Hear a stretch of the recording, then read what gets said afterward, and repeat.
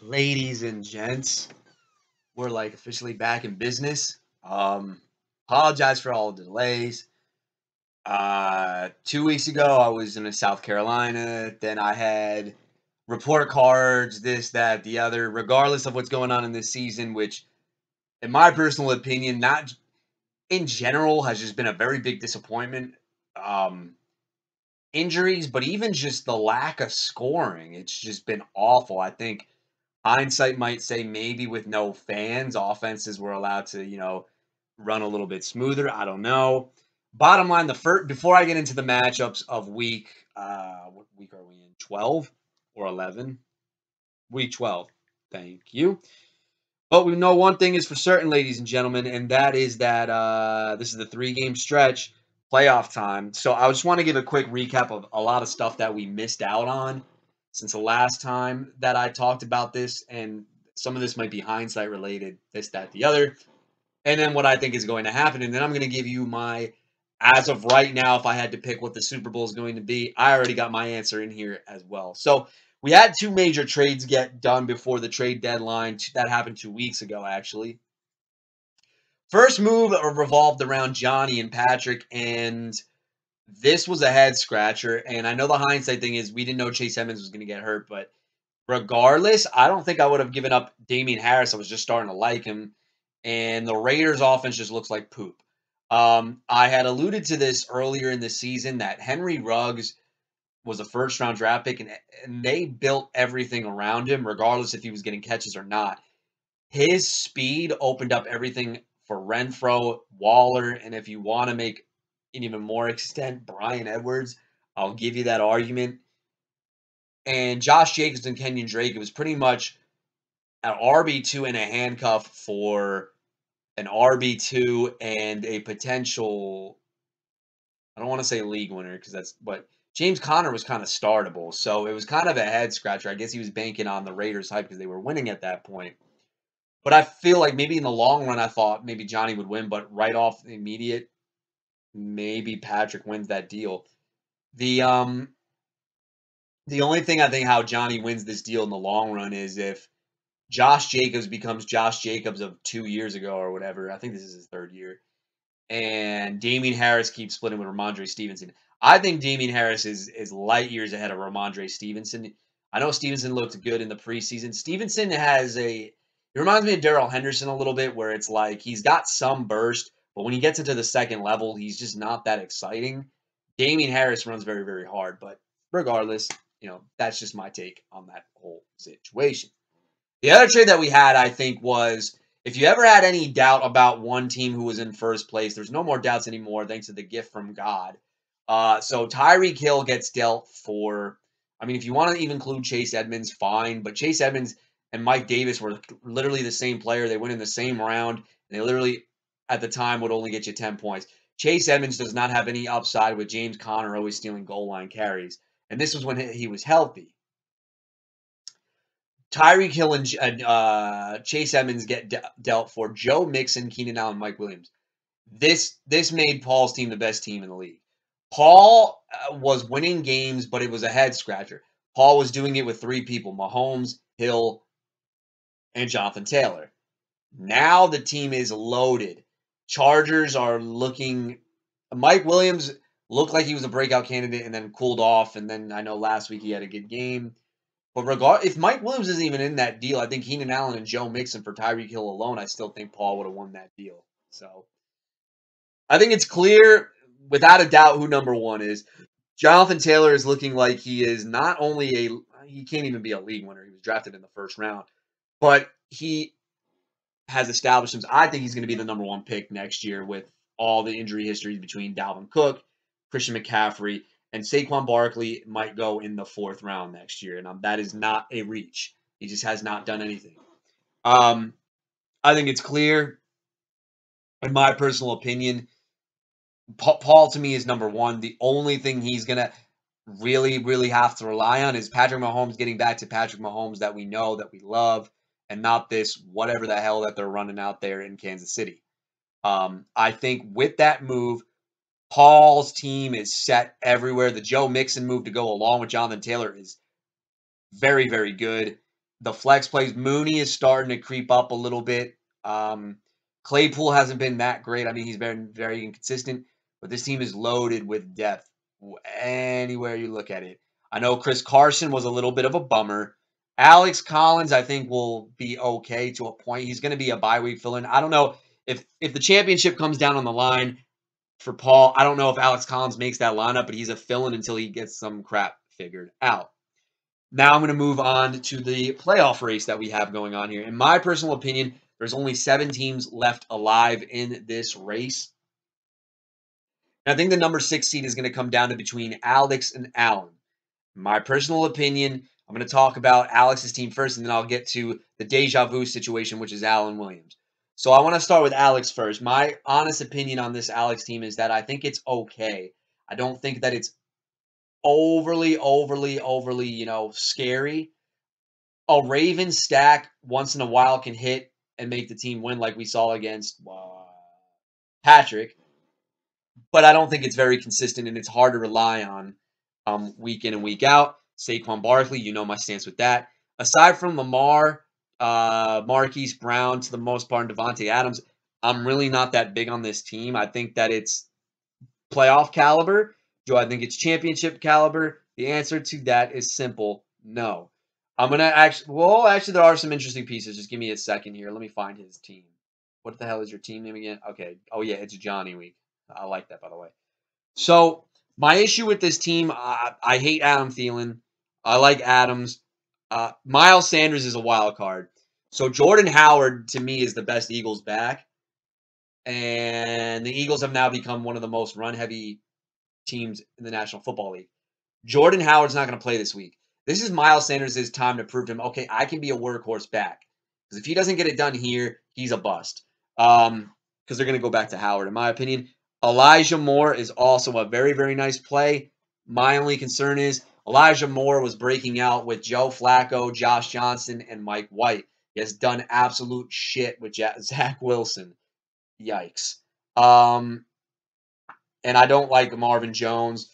Mark Ingram, if he's healthy, he's okay. He's flex worthy. I think it's a playoff team, but the problem with Alex, you're in a very competitive division. You still get Jonathan. You still get Bmagic, which is a team I love a lot. And Patrick is no slouch. So you have to fight off the man who I'm going to get to next, which is Allen Williams. Now, Allen Williams is a game out of that 6th spot, but he is also in a division which I think is the most winnable at this point. Because the Harsh team has not lived up to expectations. The David team has fallen apart since that trade. And I'm missing one other. And your cousin, which doesn't have a good team. So I think strength of schedule, I give the advantage to Allen Williams. Now, there are a lot of teams that are going to slowly roll down my ranks. The David team, I think, is going to be a wounded animal going, if it even makes the playoffs. There's a very high possibility that this team could wind up losing out. Cordell Patterson has been hurt. Alvin Kamara has been hurt, and you don't have the depth around it. There is a big, big panic concern. The only thing that I will say about the David team that he might make it into the playoffs is because he still gets Andre. I think if David, the next 3 games, I think David has the best shot to beat Andre Jones. That's about it. I don't even know about bye weeks and nothing like that. I will take Harsh over David's team head-to-head. I will take Allen over David's team head-to-head.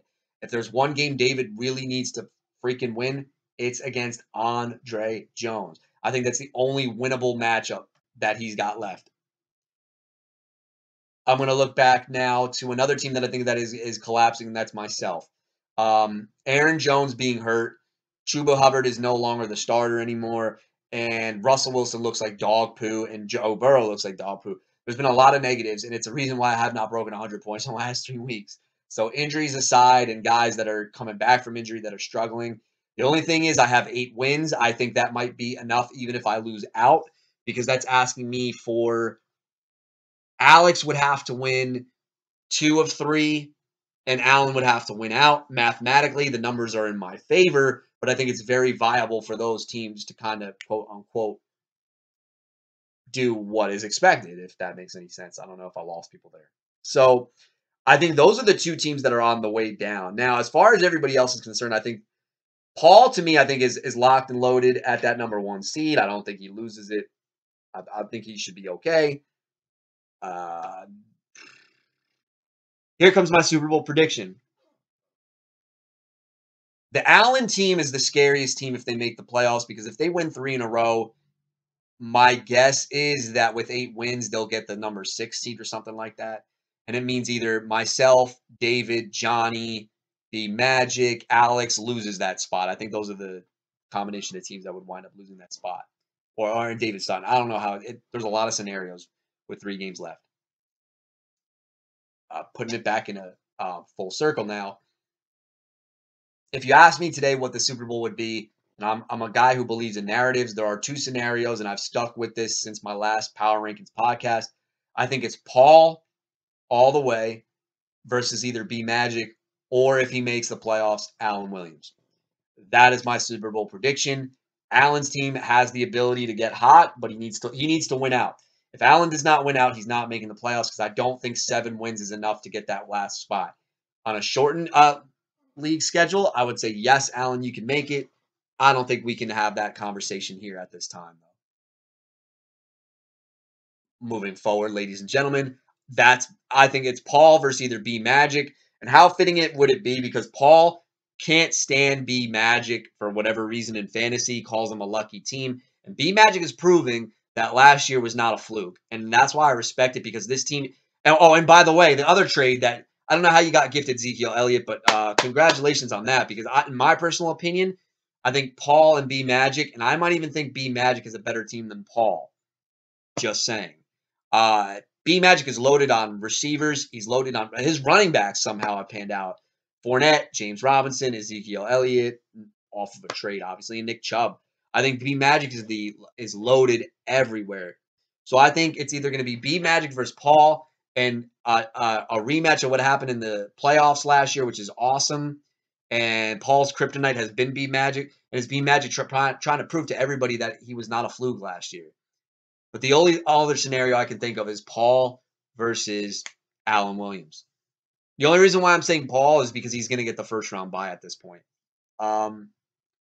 Williams has one of the most dangerous teams on paper, but again, we see this time and time again. He doesn't get the wins when he needs them. You need to win out, Allen, because that's the only way possible I see you making the playoffs. That's my hot takes.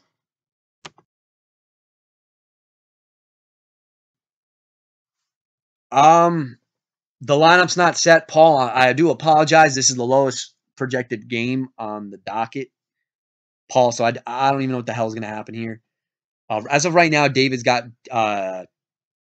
You have Tyrod Taylor. Interesting. He's got Derek Carr in, and I don't think that's going to happen. Paul, David Crier's team, I think, is the same as last year. It doesn't look bad on paper, but he just doesn't win any games. It looks as if Darrell Henderson, Aaron Rodgers, do I dare say Corey? Corey Davis actually has good rapport with Zach Wilson, so maybe he gets the nod. Look, it's anybody's guess, Paul, so don't ask me to kind of predict what the hell this kid's going to do.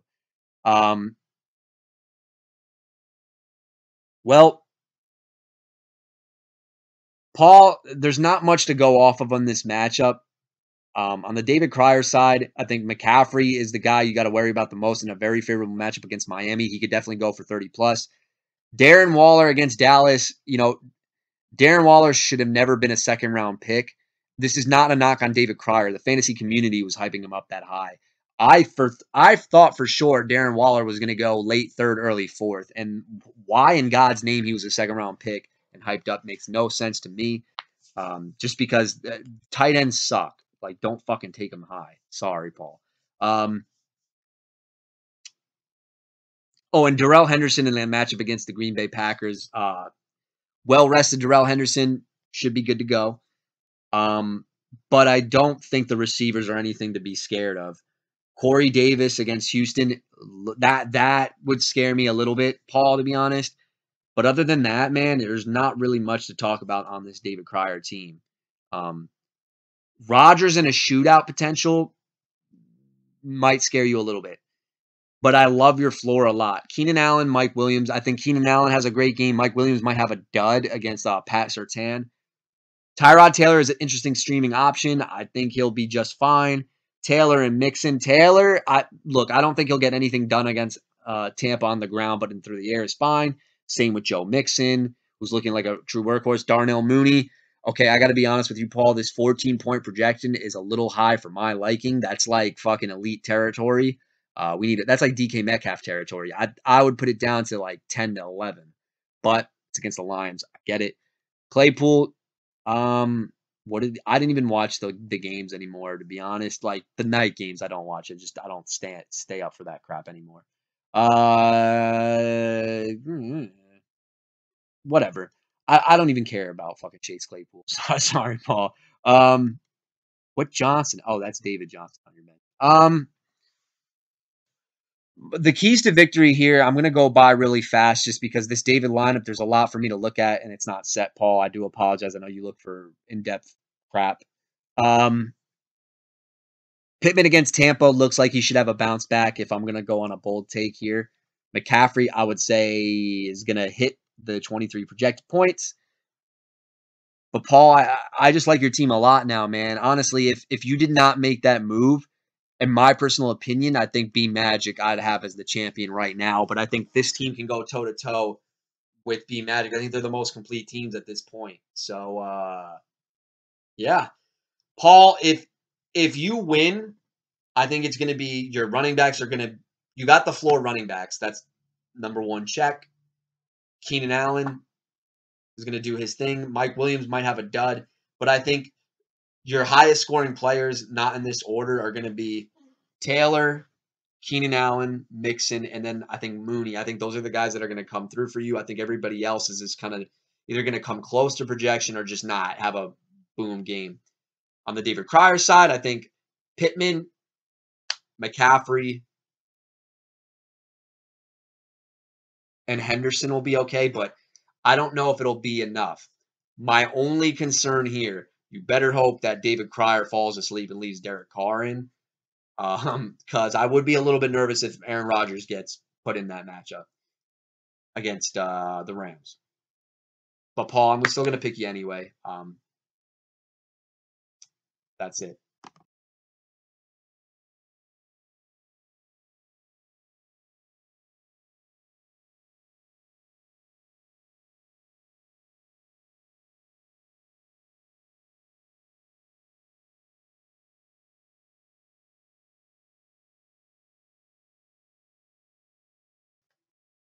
So I gotta honestly say that this team, he actually spoke to me on the phone. If Rob Coffey had chosen the right quarterbacks in 2 weeks, this team could have 6 wins right now, and I believe that. And it sucks because it's kind of impossible for this kid to make the playoffs. He basically needs Alex to lose 2 out of 3, and he has to win out. And Allen can't win any games either, and I think he's going to run away with that division at this point. Coffey, well, if your playoff hopes are alive, you're against the team that is struggling, which is myself. We started off really good, and we came crashing back down to earth, my friend. So, Coffey, Russell Wilson, or Jimmy Garoppolo, I'm going to say draw because Russell Wilson sucks. Don't know what's going on. Waddle and Kendrick Bourne, that's only if Aaron Jones can't go, by the way. Chris Godwin and Tyler T. Bizzle Boyd. Guess what, Coffey? I'm going to take you in that matchup as well. I think that's a pretty slam dunk call. Tyler Boyd, I don't even know what I want to say about him. I know he looked okay. Bengals are really starting to hit shit underneath again, which kind of pisses me off. But as a Burrow owner, obviously, that's if you're wondering why I'm mad, it's because of that. Eckler and Tony Pollard versus Foreman or Dontrell Hilliard. Don't know which one yet. Ty Johnson, I'm going to give that to Coffey. Coffey, right now, you're kicking my ass. Higbee or George Kittle? George Kittle. Flexes, I think, is the only area where I'll take Coffey, and that's DK Metcalf versus Jacoby Myers, and Jarrett Jedi. I'm going to have to take Cooper Kupp and DK Metcalf on that one. Think that Myers and Judy, think they're a little bit, how do you say, mate? A little bit of too floor for my liking, where the other two kind of catch a touchdown in that regard. Then we got New England at home against Tennessee. Very beaten up Tennessee Titan team. This is the Houston Texans against a low life New York Jets team that's seeming to get Zach Wilson back in the saddle. Well, I gotta tell you, mate, think Houston. It's a little bit little what do you say? A little sluggish at the moment. Don't know. Well, Rob Coffey, congratulations, your playoff hopes are still alive as you are going to slaughter my team, and I wish you the best of luck in the future. I'm sorry for speeding through this, but there's just no way I'm backing a team that can't go over 100 points in 3 weeks. I honestly don't even know if you guys listen to the podcast because I think your dreams are kind of down the drain. So I'm just going to put it this way. It's Andre versus Paul Baby Harsh. Great title defense, Harsh. Andre, your playoff hopes and Coffees are like you mathematically still have a chance, but like the talent you guys are putting out here is not very good. I have no idea why the hell you made that move for Melvin Gordon and Emmanuel Sanders. Jesus Christ, Andre. Sorry, I have the hiccups now. Harsh.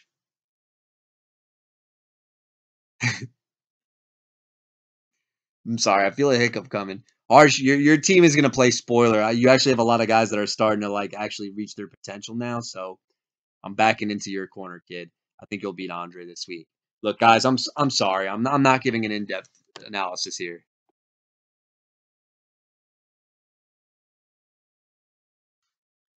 All right. If you listen, the team that I project to be in the Super Bowl versus the team that lost their king and is mourning the loss of him still. Ryan Henry versus Bmagic. Bmagic is a 132 point projection against Patrick's 105. And honestly, I think that's the way it's going to be. This is going to be an old fashioned beat down. Beat down. Josh Allen and Stephon Diggs on Thanksgiving. Will they feast like the Pilgrims did a long time ago? The answer is absolutely. Josh Allen will expose the fraud known as Marshawn Lattimore, who will not be able to cover Stephon Diggs, and he will go off, hopefully for your sake. And Michael Gallup is thrusted into a bigger workload with, and oh, what's this? You got Ezekiel Elliott, you got, oh, Nick Chubb against Baltimore, not that good, but you got Dalton Schultz, you got James Robinson, you got Leonard Fournette, and you got the Dallas defense. Patrick, I don't see anywhere on your team right now, buddy. No, look, I don't want to pick on you because I feel for your injury because I think your team was kind of. I wasn't buying into it because I thought it was too boom or bust. But you got some interesting playmakers, but not good enough to beat the Bmagic team. Bmagic, good news for you, kid. Not only will you win this week against Ryan and Henry, look, I could give you a detailed matchup, but the only area that I see that Patrick might have a slight advantage, and that's slight, is the flex department if I'm making a case, because you got Beckham, who had an extra week to study the playbook. Brandon Ayuk, his role is steadily increasing. He went off against the Jacksonville Jaguars, and he gets a Minnesota defense that cannot cover the wide receiver position, as you saw last week.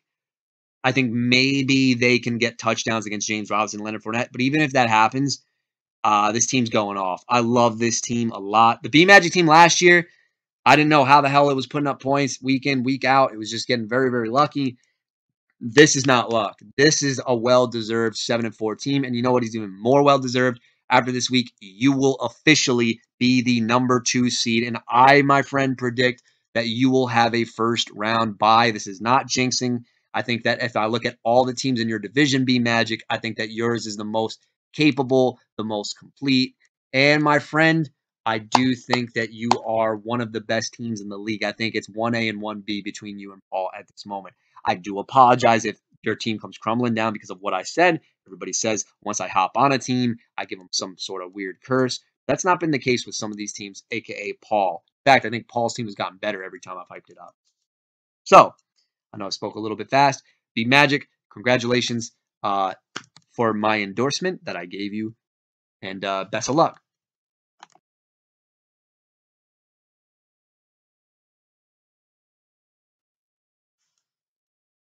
Well, gee willikers, what do we have here? We got ourselves at Arlen Williams. This is David Sutton. But hold on a sec. How's the one team who's leading the division an underdog against another team? Well, let me tell you, lad, I'm looking right here. I'm looking right here at the projections, and it's saying David Sutton, winner 3 to Allen Williams, 139. Now that right there is crocky. But I'm looking at it, and I just don't know what to do. It's puzzling me. Well, let me tell you what happened.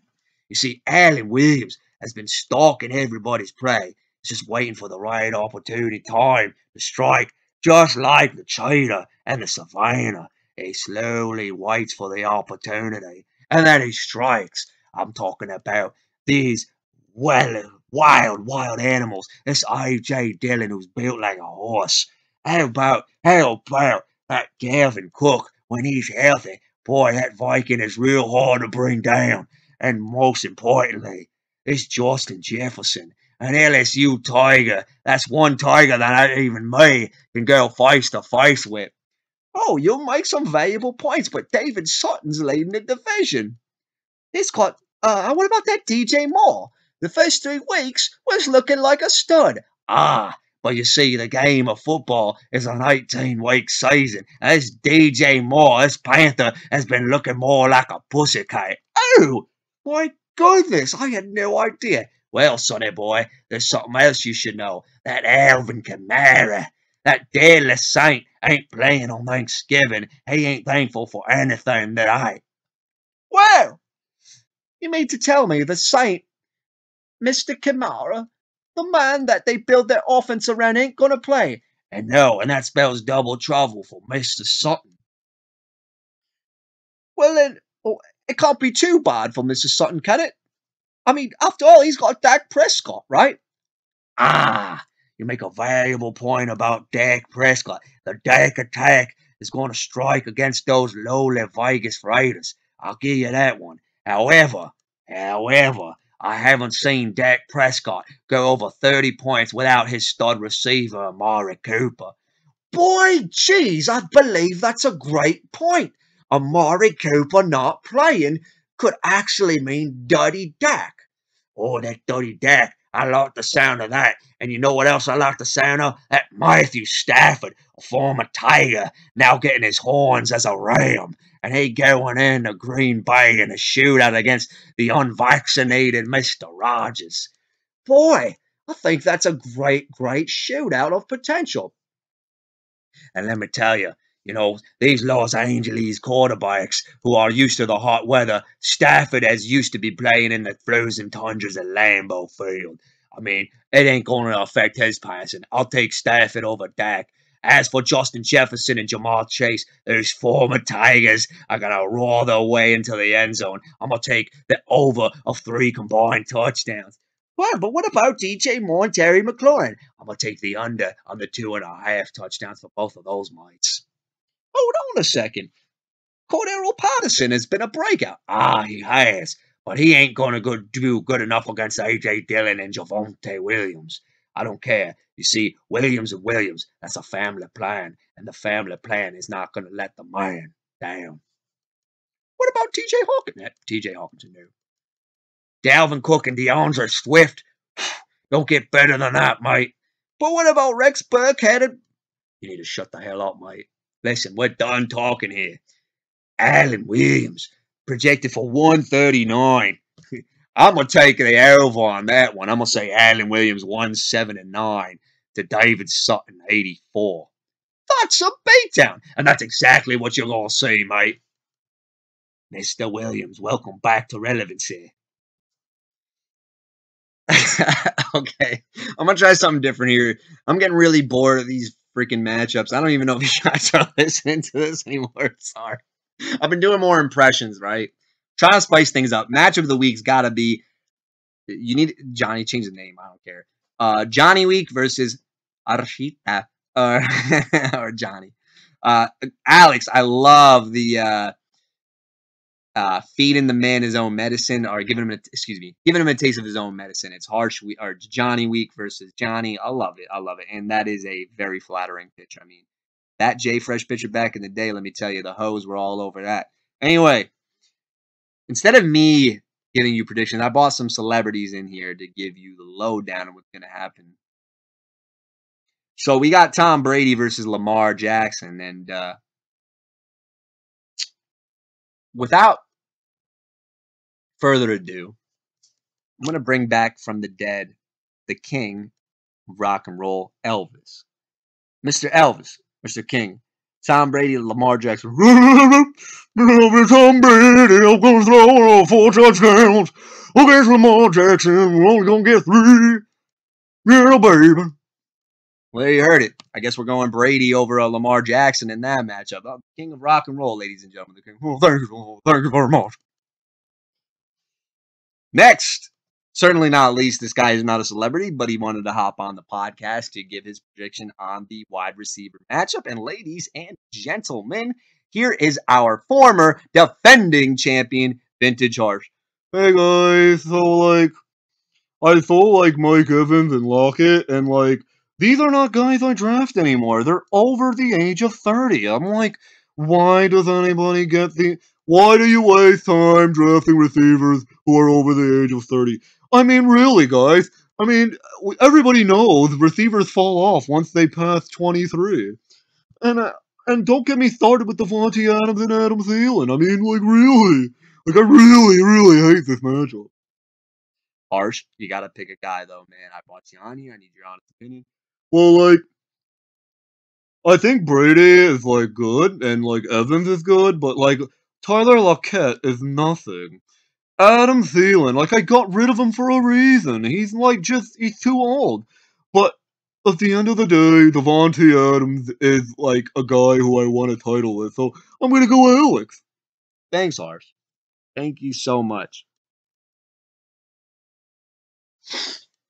Ladies and gentlemen, to give us the running back matchup, Najee Harris, Josh Jacobs versus Saquon Barkley and Miles Sanders is none other than Mr. 316 himself, Stone Cold. Well, let me tell you what Stone Cold Steve Austin has to say. See that Najee Harris? What? He's going to score a touchdown? What? He's going to catch 10 passes? What? And that's the bottom line, because Stone Cold says so. Welcome to Stone Cold's Broke Skull Sessions. It's Miles Sanders can't stay healthy, and by God, I'm going to raise some hell. He ain't going to do crap. But then I look at this Josh Jacobs. What? I said I look at this Josh Jacobs. What? Josh Jacobs ain't going to do crap. And that's the bottom line. The Stone Cold says so. But then you got this Saquon Barkley. Everybody looks at his quads. What? They want to know, is he going to break tackles? What? They want to know if he's going to get better after Jason Garrett. What? And you know what I said? Saquon Barkley is a bust. By God, that's Jim Ross in the background. By God, he called Barkley a bust. By God. And that's the bottom line. I'm going to say that it's a draw.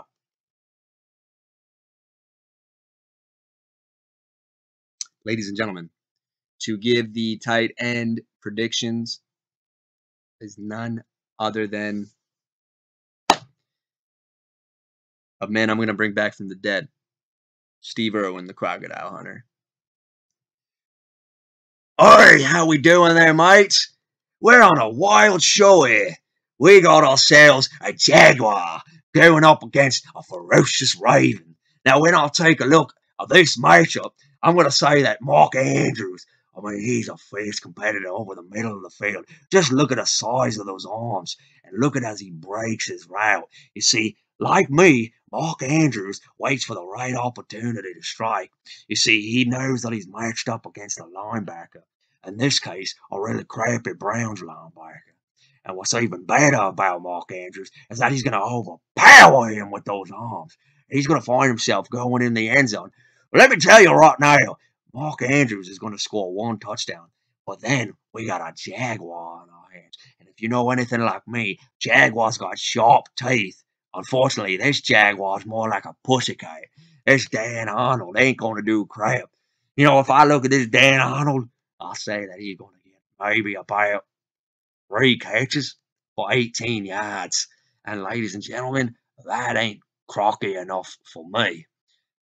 Ladies and gentlemen, at this time, I'd like to say, think down under and go out back tonight. I'm taking Mark Andrews.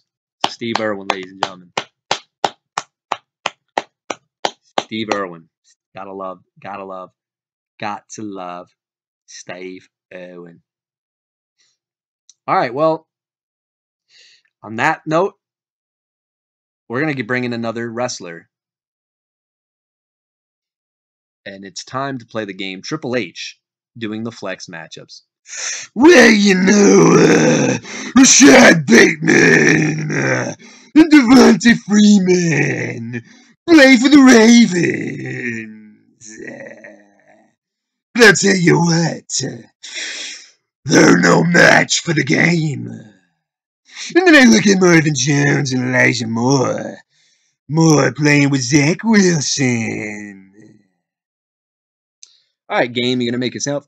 I got no lean on this game. It's a draw. But they're not going to beat the game. All right. Man, feeling lightheaded after these invitations. Ladies and gentlemen, it's now my turn. Crap. Defensively, I'm going to take Baltimore. The pick is in, and I will take Alex over Johnny.